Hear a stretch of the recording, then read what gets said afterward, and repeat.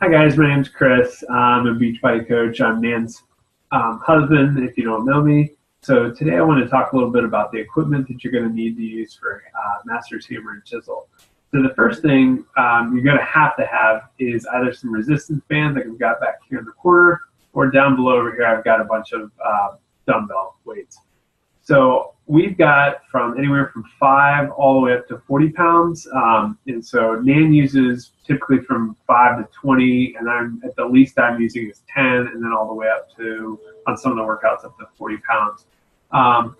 There's also, you might have seen online, Bowflex has the Select Tech dumbbells, which you can adjust from like 5 pounds all the way up to 55 pounds, or somewhere around there. And there's also the Power Block dumbbells that are similar, and there's pros and cons of each. I'm not going to get into that today, but you can do a little research if you want on your own. But you're going to need weights. The second thing, and probably the most important for these workouts, I think, is to have a good bench. So I just got this bench for Christmas, and what's really nice about it, this is a Power Block bench. You can buy this through beachbody.com. It adjusts all the way up to 90 to do your military presses. You go down to 60 for incline, 30, 35, or I'm sorry, 45, 30 down the flat, and I think it'll also go down to a decline, which you won't need to do any of the decline in this workout.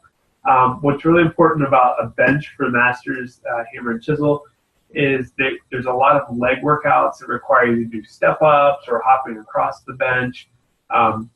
There's a lot of lunges that require the use of a bench, and then also any of the incline or flat dumbbell workouts.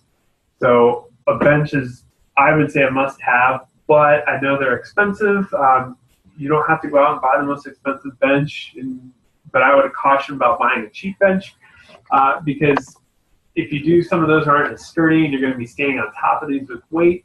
So I would definitely, if you're going to go for a cheaper bench, or even a more expensive bench, check them out. Like, try them out. Go to a sporting goods store, climb on them, stand on them, just get a real good feel to make sure it's solid, and then it's not going to fall over or tip over with your weight on it. If you don't want to go the bench route, the next best thing is a good old stability ball.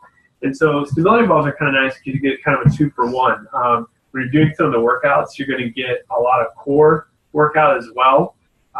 The drawback or the negative part of a stability ball is that I find it hard to do or use more weight and feel supported because you're using a lot of your core and your back, so you're focused more maybe on that than necessarily the weightlifting motion that they're asking you to do for that particular exercise.